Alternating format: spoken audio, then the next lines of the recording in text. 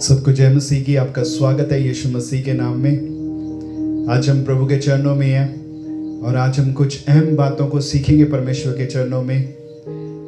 वो अहम बात है प्रार्थना करना। आज जिस बात को हम सीखेंगे वो है प्रार्थना मेरी प्राथमिकता। प्रार्थना करना बहुत ज़रूरी है मेरे प्रियो। बाइबल में हम बार बार पाते हैं कि प्रभु के लोगों ने प्रार्थना की, हर प्रभु के सेवक ने प्रार्थना की, प्रभु यीशु मसीह ने प्रार्थना की, प्रभु यीशु मसीह के चेलों ने प्रार्थना की। प्रभु यीशु मसीह के लिए लिखा गया वो एकांत में जाकर प्रार्थना करते थे। प्रभु यीशु मसीह के लिए लिखा गया वो पूरी पूरी रात प्रार्थना में बिताया करते थे। तो जब प्रभु यीशु मसीह प्रार्थना करने वाले व्यक्ति थे इस दुनिया में, वो हमें एक आदर्श दे गए हैं ताकि हम भी उसके पद चिन्ह पर चलें। तो हमें भी प्रार्थना करना बहुत ज़रूरी है। प्रार्थना करना कोई चुनाव नहीं है, प्रार्थना करना हमारे लिए एक आज्ञा समान है। प्रभु यीशु मसीह ने कहा लूका उसके 18 अध्याय के 1 वचन में, कहता नित्य प्रार्थना करना चाहिए और हमें हियाव नहीं छोड़ना चाहिए। और पहला थिस्सलुनीके उसके 5 अध्याय के 17 वचन में भी लिखा गया है नित्य निरंतर प्रार्थना करते रहो, निरंतर प्रार्थना करते रहो।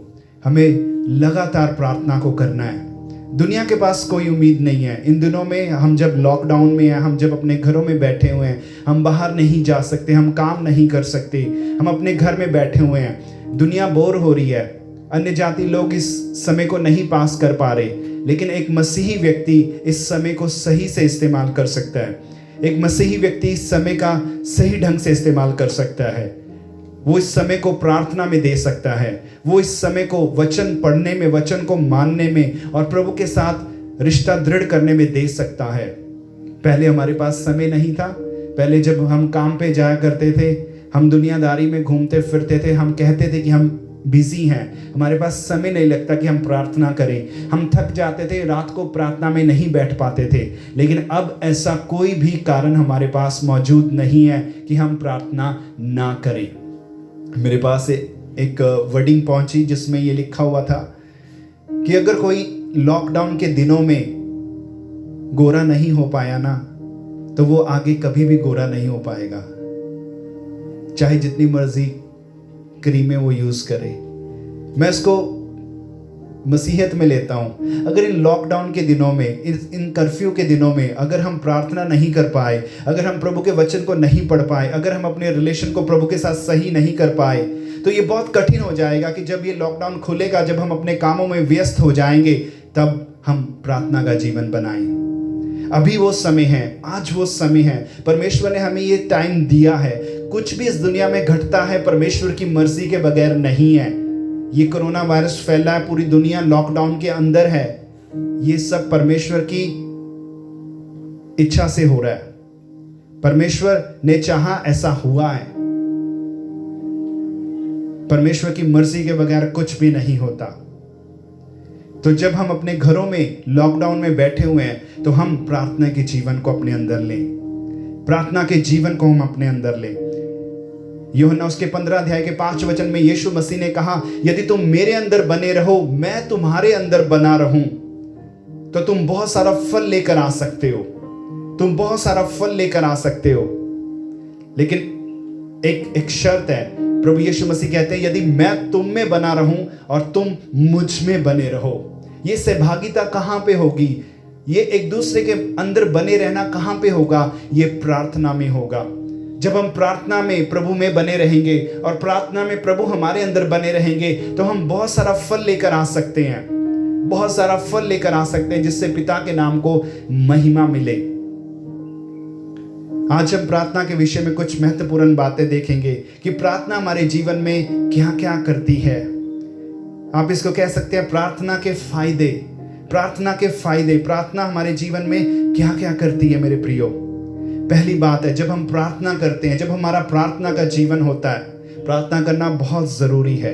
अगर हम रोज प्रार्थना करने वाले, निरंतर प्रार्थना करने वाले लोग हैं, तो सबसे पहली बात जो प्रार्थना हमारे जीवन में करती है वो ये करती है कि प्रार्थना हमारे जीवन से चिंता को दूर कर देती है, एंग्जाइटी को हमारे जीवन से दूर कर देती है, उदासी को हमारे जीवन से दूर कर देती है। एक बोझ, एक बर्डन हमारे ऊपर बना हुआ है, वो बोझ प्रार्थना हमारे ऊपर से हटा देती है। बाइबल में लिखा गया है फिलिपियों के 4 अध्याय के 6 से 7 वचन में, किसी भी बात की चिंता मत करो, किसी भी बात की चिंता मत करो, परंतु हर एक बात में तुम्हारे निवेदन, प्रार्थना, विनती के द्वारा धन्यवाद के साथ परमेश्वर के सन्मुख उपस्थित किए जाएं। प्रभु का सेवक लिखता है किसी भी बात की चिंता मत करो, बल्कि हर एक तुम्हारी विनती, तुम्हारे निवेदन, प्रार्थना धन्यवाद के साथ परमेश्वर के चरणों में उपस्थित किए जाएं। अगला वचन कहता है तब परमेश्वर की शांति जो सब समझ से परे है तुम्हारे हृदय में वास करेगी और तुम्हें मसीह यीशु में सुरक्षित रखेगी। हमें प्रार्थना करनी है ताकि हम अपने बोझ को प्रभु के ऊपर डाल सकें। यीशु मसीह ने कहा मत्ती में, कहता हे सब बोझ से थके हुए लोगों, हे सब मेहनत करने वाले लोगों, मेरे पास आओ, मैं तुम्हें आराम दूंगा, मैं तुम्हें आराम दूंगा। वो आराम जो है वो प्रार्थना में है, वो आराम जो है वो प्रभु के साथ संगति में है। जब हम प्रार्थना करते हैं तो प्रभु के सामने अपने बोझों को उंडेलते हैं, अपने मन की बातों को प्रभु के सामने उंडेलते हैं, तब हम शांति पाते हैं, तब हमारी चिंता दूर हो जाती है। पहला पत्रस उसके 5 अध्याय के 6 से 7 वचन में इस प्रकार से लिखा गया, कहता इसलिए परमेश्वर के बलवंत हाथ के अधीन हो जाओ जिससे वह तुम्हें उचित समय में बढ़ाए। बलवंत हाथ के नीचे हो जाओ। प्रार्थना में यह संभव है, प्रार्थना में हम परमेश्वर के हाथ के अधीन होते हैं। और अगला वचन कहता है अपनी सारी चिंता उस पर डाल दो, अपनी सारी चिंता यीशु मसीह पर डाल दो, क्योंकि उसको तुम्हारा ध्यान है। परमेश्वर को हमारा ध्यान है, परमेश्वर हमारी फिक्र करते हैं, परमेश्वर हमारा ध्यान रखते हैं। पर उससे पहले एक बात लिखी गई है, अपनी सारी चिंता उस पर डाल दो, क्योंकि उसको तुम्हारा ध्यान है। जब हम प्रार्थना करते हैं, अपने दिल को परमेश्वर के सामने उंडेलते हैं, अपने बोझ को परमेश्वर के सामने उंडेलते हैं, परमेश्वर हमारे बोझ को ले लेता है, परमेश्वर हमारी चिंताओं को ले लेता है, और परमेश्वर उसके बदले हमें शांति से भर देते हैं, उसके बदले में परमेश्वर हमें आनंद से भर देते हैं। प्रार्थना करना बहुत जरूरी है। पहली बात, प्रार्थना हमारे जीवन से हमारी चिंता को, हमारे बोझ को दूर करती है। अगर हम प्रार्थना नहीं करने वाले हैं, अगर हम प्रार्थना नहीं करते, तो आप जान लोगे आप हमेशा चिंताओं में पड़े रहोगे, आप डिप्रेशन में चले जाओगे, आप बोझ से दबे रहोगे। अगर आप प्रार्थना करने वाले व्यक्ति हैं तो आप इस बात को जानते हैं, जब आप प्रार्थना करते अपने बोझ को यीशु मसीह को देते हैं तो यीशु मसीह आपको अपनी शांति से भरते हैं। Hallelujah, hallelujah. दूसरी बात, प्रार्थना हमें बुद्धि देती है ताकि हम समस्याओं का समाधान कर सकें। प्रार्थना जब हम करते हैं, हम प्रभु से बुद्धि को प्राप्त करते हैं, और वो बुद्धि हम समस्याओं के समाधान करने में इस्तेमाल करते हैं। बहुत सारी समस्याएं, जटिल समस्याएं हमारे सामने रहती हैं, उनको हम कैसे जवाब दें, लोगों से हम कैसे व्यवहार करें। प्रार्थना एक जरिया है जिसमें हम प्रभु से बुद्धि और समझ को प्राप्त करते हैं, और फिर उसे हम संसारिक रीति में जाकर समस्याओं के समाधान में इस्तेमाल करते हैं। आज के समय में कितनी सारी समस्याएं लोगों के ऊपर पड़ी हुई हैं। लॉकडाउन है, लोग घरों में बैठे हैं, बहुत सारे लोगों की जॉब चली गई है, बहुत सारे लोगों के पास सैलरी नहीं आएगी, बहुत सारे लोगों के पास तो खाने के लिए राशन भी नहीं है। जितना ज़्यादा आप न्यूज़ चैनल देखते हैं उतना ज़्यादा हम दबाव में चले जाते हैं कि यार लोग कैसे इस समय में अपने दिनों को काट रहे हैं। कुछ लोग भूख के कारण खुदकुशी कर रहे हैं, कुछ लोग अपने बच्चों को मार देते हैं। लेकिन धन्यवाद हो परमेश्वर का कि हम प्रभु यीशु मसीह में सुरक्षित हैं। हमारे बोझ को परमेश्वर ने उठाया है। परमेश्वर हमारे साथ वैसा नहीं होने देगा जैसा मिस्रियों के साथ हुआ।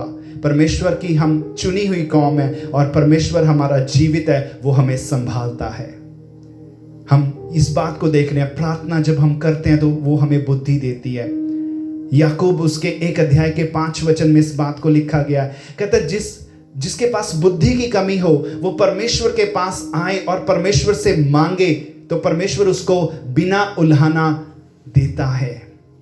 परमेश्वर सबको बिना उलाहना बुद्धि देता है, पर बात यह है कि वो उसके पास आए, जिसको कमी है वो आए और परमेश्वर से मांगे। मांगना कहाँ है? प्रार्थना में। मांगना कहाँ है? प्रार्थना में।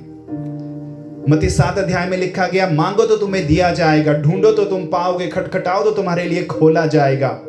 ये कहाँ पे है? ये प्रार्थना में है। जब हम प्रार्थना में मांगते हैं, प्रभु मुझे बुद्धि दो, इस संसार में जो समस्याएं हैं उनका उत्तर देने के लिए, हे परमेश्वर मुझे बुद्धि दो, तो परमेश्वर बिना उलाना हमें बुद्धि से भरते हैं। और यिर्मयाह उसके 33 अध्याय के 3 वचन में इस प्रकार से लिखा गया, कहता मुझसे प्रार्थना कर, मुझसे प्रार्थना कर, तब मैं तुझे वो बातें बताऊंगा जो तेरी समझ से बाहर हैं, जो तेरे लिए समझनी कठिन है, उन बातों को मैं तुझे बताऊंगा।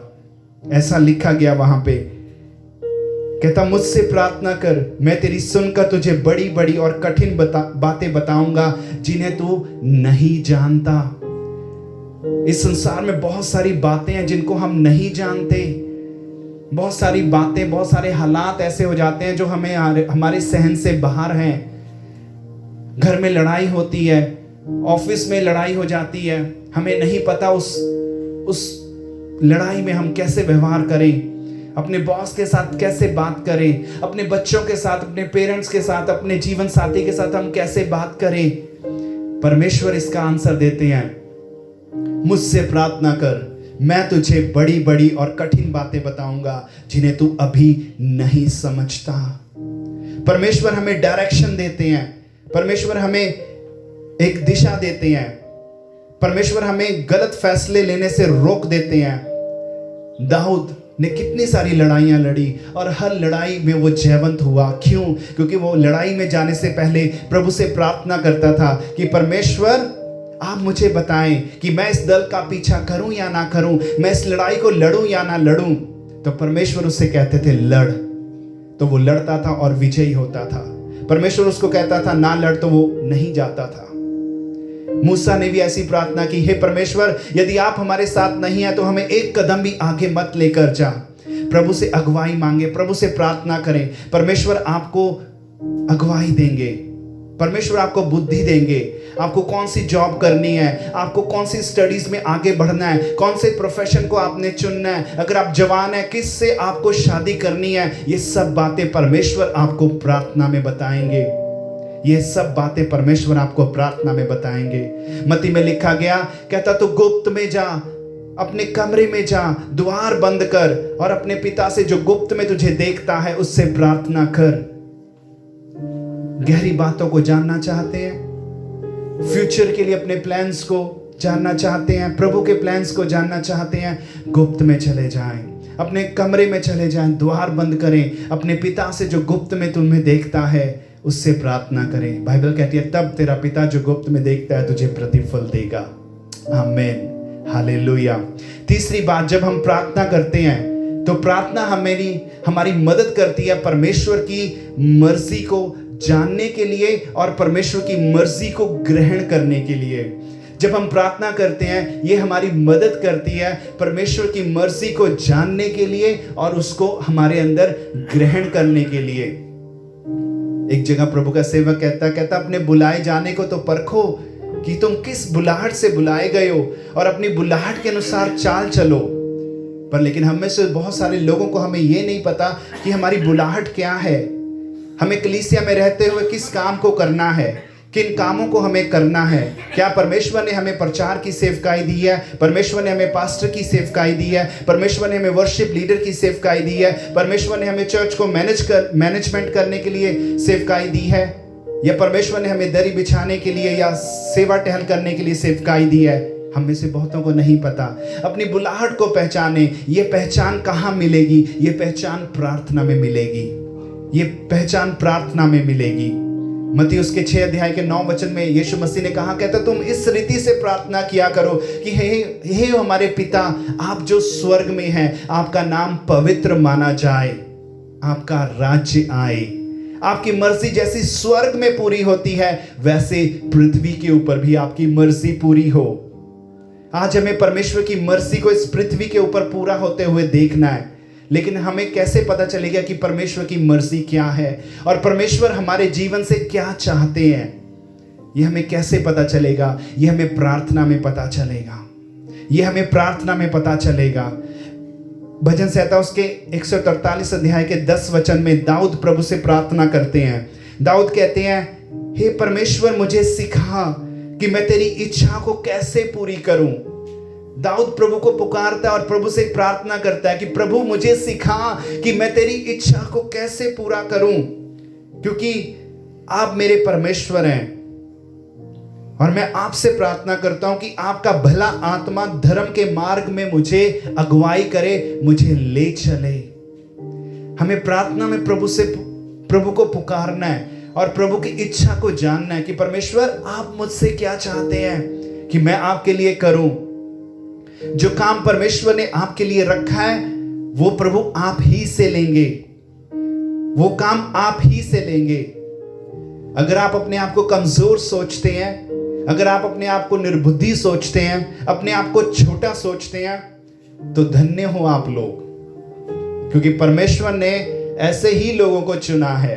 परमेश्वर ने मूर्खों को चुन लिया ताकि वो ज्ञानवानों को लज्जित करे। परमेश्वर ने निर्बलों को चुन लिया ताकि वो बलवानों को लज्जित करे। परमेश्वर ने गरीबों को चुना है ताकि वो पैसे वालों को लज्जित करे। परमेश्वर को कमजोर लोगों को चुनकर उन्हें बलवान बनाना अच्छा लगता है। परमेश्वर को मूर्खों को चुनकर उन्हें बुद्धिमान बनाकर संसार के सामने पेश करना अच्छा लगता है। यह हमारे परमेश्वर का स्वभाव है, ये उसका गुण है, वो ऐसा ही करता है। अगर आप आज अपने आप को कमजोर सोचते हो, परमेश्वर ने आपको चुना है। यदि आप अपने आप को गरीब सोचते हो, अपने आप को मूर्ख सोचते हो, आप सोचते हो मेरे पास बुद्धि नहीं है, मेरे पास स्टडीज नहीं है, परमेश्वर ने आपको चुना है ताकि उनको जिनके पास बहुत स्टडीज है उनको लज्जित कर सके। ज्यादा पढ़ाई करना गलत नहीं है, बुद्धिमान होना गलत नहीं है, लेकिन अपने आप को बुद्धिमान समझना ये गलत है। परमेश्वर के सामने हमें मूर्ख ही बने रहना है ताकि परमेश्वर अपनी बुद्धि से हमें भरे। हालेलुया। रोमियोस के 12 अध्याय के 2 वचन में भी ऐसा लिखा गया, कहता है इस संसार के जैसे ना बनो, इस संसार के जैसे ना बनो। ये संसार जैसी चाल को चलता है वैसी चाल हमें नहीं चलनी। कहता है जब तुम्हारा मन नया हो चुका है, जब तुम्हारी बुद्धि नई हो चुकी है, जब तुम्हारा मन नया हो चुका है, तो तुम्हारा चाल चलन बदलता चला जाए। ये कैसे होगा? ये प्रार्थना में होगा। कहता है इस संसार के जैसे ना बनो, बल्कि तुम्हारे मन के नए हो जाने से तुम्हारा चाल चलन बदलता चला जाए। पहले हम संसार की चीजों में आनंदित होते थे, अब हम प्रभु की बातों में आनंदित होते हैं। संसार इस समय अपने आप को घुटा महसूस कर रहा है, संसार अपने आप को गुलाम महसूस कर रहा है क्योंकि वो बाहर नहीं निकल पा रहे, लेकिन हम आनंदित हैं क्योंकि हमारे पास समय है कि हम बाइबल को पढ़ सके। हम आनंदित है, हमारे पास समय है कि हम प्रार्थना को कर सके। हमारे पास समय है कि हम ऑनलाइन जाकर प्रभु के प्रचारकों को सुन सके, प्रभु के ज्ञान को ले सके। हमारे पास समय है, इस समय को अच्छे से इस्तेमाल करें।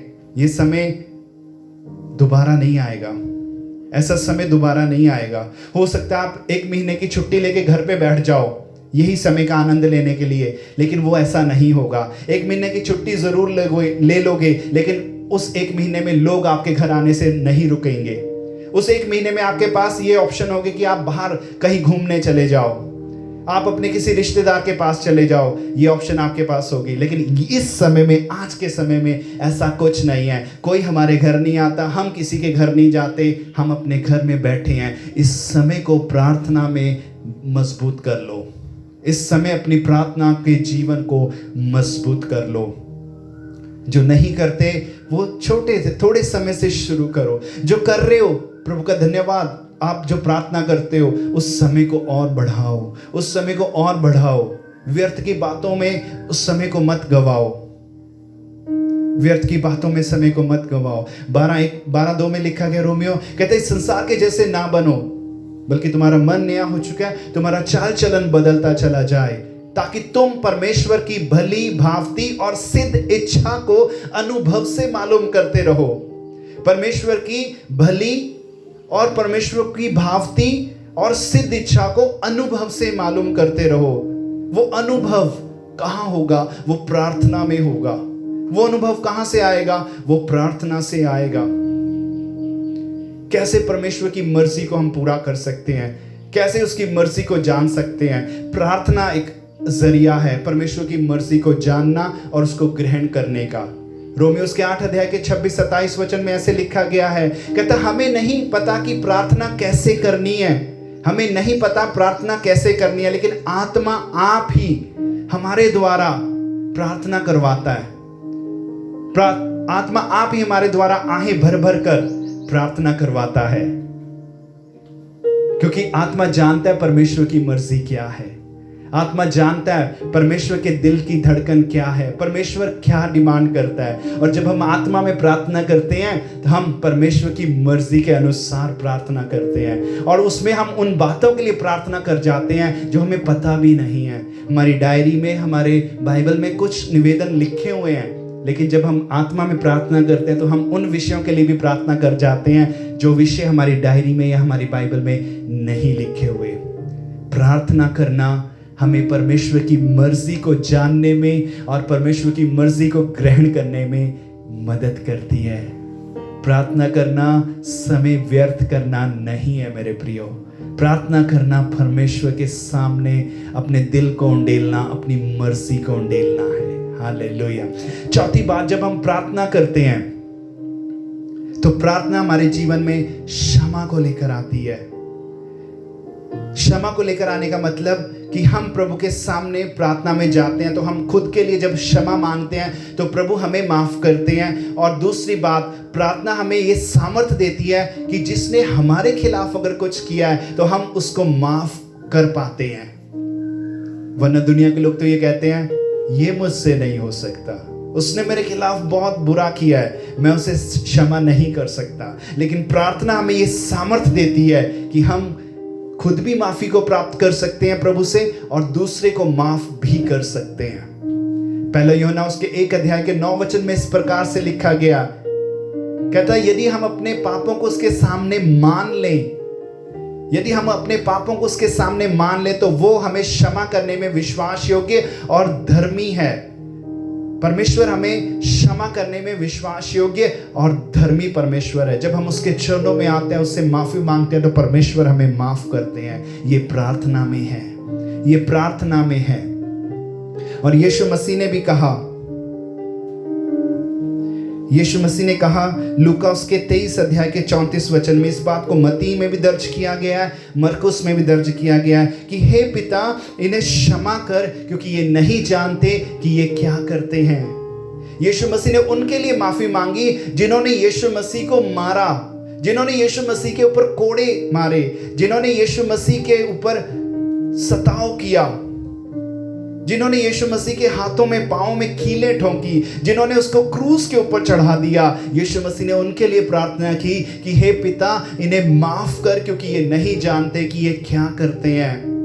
प्रार्थना, यीशु मसीह का जीवन प्रार्थना से भरा हुआ जीवन था। अगर आज हमारा जीवन प्रार्थना से भरा हुआ जीवन है तो दुनिया में कोई भी कैसा भी गुनाह हमारे खिलाफ करे, कैसी भी बात क्यों ना हमारे खिलाफ करे, हम उसको माफ कर सकेंगे, हम उसको माफ कर सकेंगे। दूसरा इतिहास उसके 7 अध्याय के 34 वचन में ऐसे लिखा गया, कहते यदि मेरी प्रजा के लोग जो मेरे कहलाते हैं दीन होकर प्रार्थना करें और मेरे दर्शन के खोजी हों और अपनी बुरी चाल से फिरे तो मैं स्वर्ग में से सुनकर उनका पाप क्षमा करूंगा और उनके देश को ज्यों का त्यों करूंगा। यदि मेरी प्रजा के लोग, हम परमेश्वर के प्रजा हैं, यदि हम अपने पाप को मान लें, दीन होकर प्रार्थना करें, परमेश्वर के दर्शन के खोजी हों, अपनी बुरी चाल से फिरे, तो परमेश्वर कहते हैं मैं स्वर्ग में से सुनकर उनका अपराध क्षमा करूंगा और उनके देश को ज्यों का त्यों कर दूंगा। मेरे प्रियो, आज ज़रूरत है कि हम परमेश्वर के चरणों में जाएं और हम उन लोगों के लिए प्रार्थना करें और उनके बिहाफ पे परमेश्वर से माफ़ी मांगे जो लोग इस समय प्रभु को नहीं जानते। हमारे देश में बहुत सारे लोग प्रभु को नहीं जानते। हम उनके बिहाफ पे प्रभु से माफ़ी मांग सकते हैं कि हे परमेश्वर, मेरे देश के लोगों को माफ़ कर, इन्होंने तेरे योग्य बड़ाई नहीं की, इन्होंने तेरे योग्य बड़ाई नहीं की। हे परमेश्वर, मेरे देश को माफ कर और मेरे देश को ज्यों का त्यों कर दे। आप पूरी दुनिया के लिए भी प्रार्थना कर सकते हैं। उस नाके में खड़े हो सकते हैं जो परमेश्वर और दुनिया के बीच में है। उस नाके में खड़े होकर आप प्रभु के आगे दुनिया की माफ़ी के लिए प्रार्थना कर सकते हैं, अपने भारत देश की माफ़ी के लिए प्रार्थना कर सकते हैं। और जब ऐसा होगा, ये वायरस, ये कोरोना खत्म हो जाएगा, हमारा देश, हमारी दुनिया ज्यों की त्यों हो जाएगी। परमेश्वर के लिए कुछ भी असंभव नहीं है। परमेश्वर सब कुछ कर सकने वाले परमेश्वर है, और वो ऐसा नहीं करते कि हमारी प्रार्थना को ना सुने। लेकिन एक समय है, जब भी हम कुछ भी प्रभु से मांगते हैं तो एक समय है। परमेश्वर समय से पहले और बाद में कुछ नहीं करता। परमेश्वर अपने समय में सब कामों को संपूर्ण करते हैं। तो परमेश्वर के समय की बाट को जोहें। अगली बात, जब हम प्रार्थना करते हैं तो बाइबल इस बात को गवाह करती है, इस बात को बयान करती है कि जब हम प्रार्थना करते हैं तो हम परीक्षाओं में पड़ने से बच जाते हैं। जब हम प्रार्थना करते हैं तो हम परीक्षाओं को अपने ऊपर आने से टाल सकते हैं। यीशु मसीह ने जब वो गतसमनी बाग में गए, जब उन्होंने पतरस, याकूब, यूहन्ना को कहा प्रार्थना करो, और आप आगे चलकर थोड़ी अगले स्थान पर उन्होंने प्रार्थना की। थोड़ी देर के बाद आकर जब उनको देखा कि वो सो रहे थे, तो उनको बोला कि प्रार्थना करो ताकि तुम परीक्षा में ना पड़ो। प्रार्थना करो ताकि तुम परीक्षा में ना पड़ो।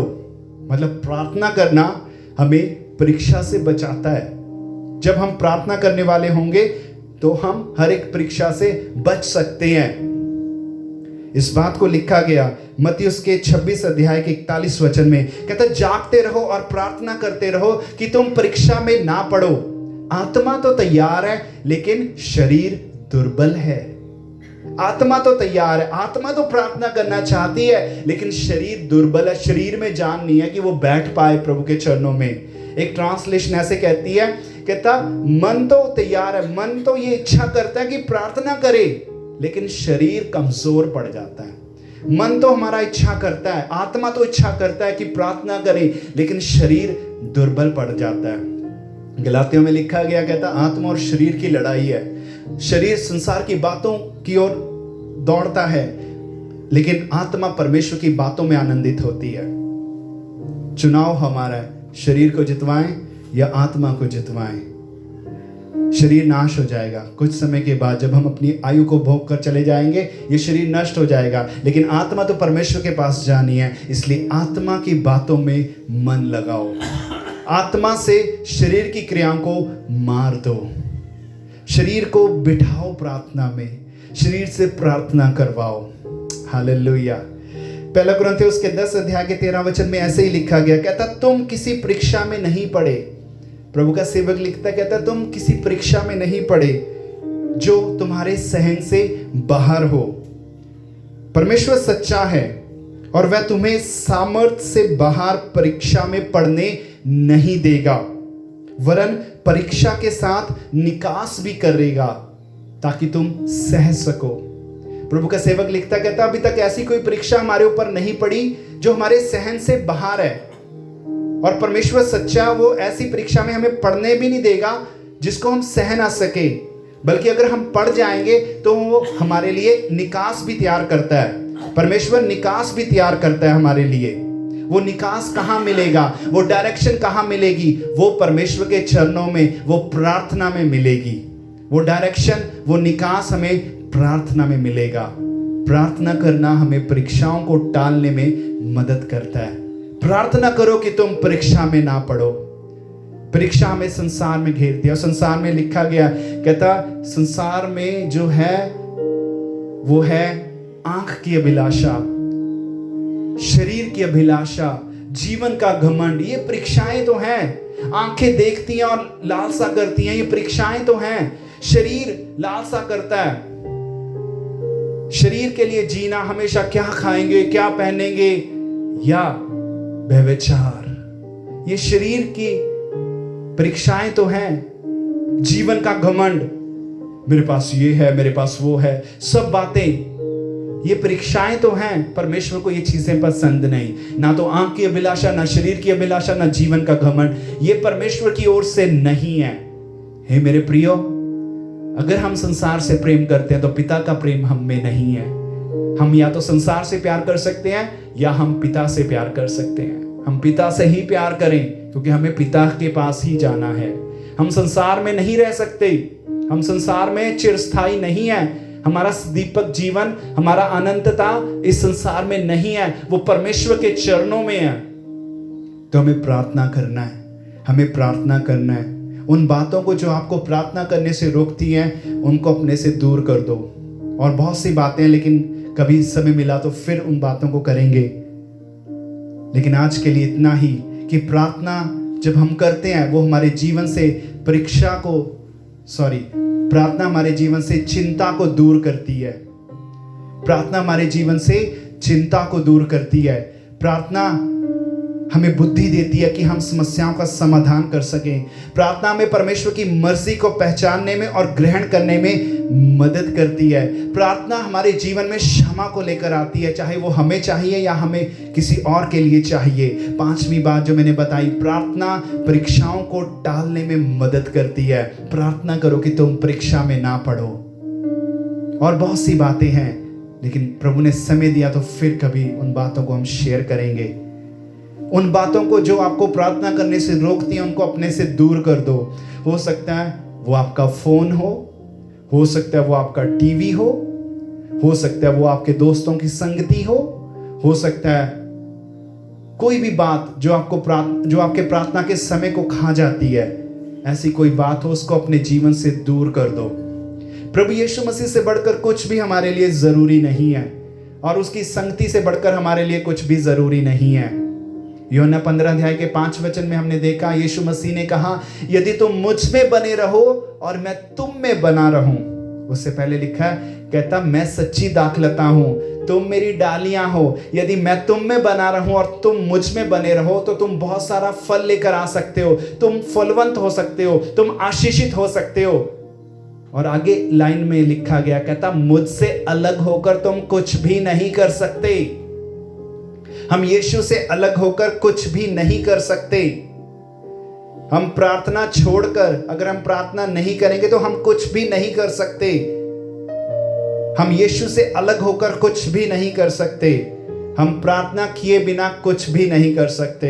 अगर हम यीशु मसीह में बने हुए हैं, अगर हम प्रार्थना करने वाले हैं तो हम फल लेकर आ सकते हैं और यीशु मसीह के साथ जुड़े रहते हुए ही हम बहुत कुछ कर सकते हैं। आमीन, हालेलुया। प्रभु आपको आशीष दे। आइए हम प्रार्थना करेंगे। पिता परमेश्वर, धन्यवाद हो आज के इस वचन के लिए जो हमने सीखा प्रभु, कि प्रार्थना हमारे जीवन में किन बातों को लेकर आती है।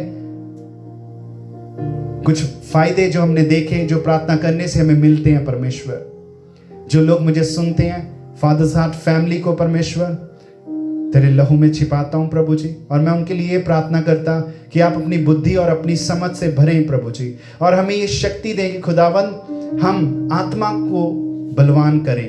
हम प्रार्थना करने वाले प्रभु, प्रार्थना के योद्धा बने परमेश्वर। जैसे आपने हमें एक आदर्श दिया प्रभु, आप पूरी पूरी रात प्रार्थना करते थे, आप अलग जाकर एकांत में प्रार्थना करते थे प्रभु, वैसे ही हम भी पूरी पूरी रात को प्रभु ज्यादा से ज्यादा समय हम प्रार्थना में जी सकें प्रभु।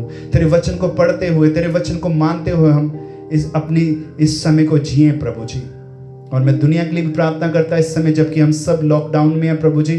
कोरोना वायरस के लिए दुआ करता हूं परमेश्वर, ये वायरस यीशु तेरे नाम से खत्म हो। इस वायरस का हर एक सेल प्रभु जिस भी बॉडी में है प्रभु, ये सेल डेड हो परमेश्वर। हर एक व्यक्ति जो इससे ग्रसित है, यीशु मसीह वो तेरे नाम से छंगाई पाए प्रभु। देश के देश, दुनिया के दुनिया प्रभु, जाति की जातियां परमेश्वर, यीशु मसीह इस समय तेरी ओर फिरे, वो तौबा करे, पश्चाताप करे प्रभु, अपने बुरी चाल से फिरे परमेश्वर, ताकि आप स्वर्ग से दृष्टि करके प्रभु जी दया करो और हमारे देश को ज्यों का त्यों कर दो प्रभु। मैं उन लोगों के लिए भी प्रार्थना करता प्रभु जिनके पास इस समय काम धंधे खत्म होने के कारण प्रभु खाने के लिए राशन नहीं है प्रभु, भोजन नहीं है परमेश्वर। प्रभु उन सबको जो भूखे हैं प्रभु, आप जरिया बनाए, गवर्नमेंट उन तक पहुंचे, एनजीओज उन तक पहुंचे परमेश्वर, डिवाइन हेल्पर्स उन तक पहुंचे परमेश्वर, ताकि उनके पास पर्याप्त खाने के लिए भोजन हो, राशन हो। अगर उनको दवाई चाहिए दवाई हो, पैसा चाहिए तो उनके पास पैसा हो। हर एक व्यक्ति के पास प्रभु जरूरत का हर सामान हो। प्रभु आपसे प्रार्थना करते हैं प्रभु जी। मैं इस कलीसिया को भी प्रभु फादर्स हार्ट फैमिली को खुदाबंद आपके हाथों में सौंपता परमेश्वर। हम शारीरिक रूप से दूर जरूर हैं प्रभु, लेकिन हम आत्मा में इकट्ठे हैं प्रभु जी। और जब भी हम इस लॉकडाउन के बाद मिलेंगे प्रभु, हम इकट्ठे होकर प्रभु जी आपकी महिमा जोरों शोरों के साथ करने पाएंगे प्रभु जी। धन्यवाद हो पिता यीशु मसीह के नाम से इस प्रार्थना को मांगता हूँ, आमीन। खुश रहिए, आशीषित रहिए, शांति में बने रहिए। लॉकडाउन के बाद मिलेंगे, जोर शोर से प्रभु की आराधना को करने पाएंगे। सबको जय मसीह की।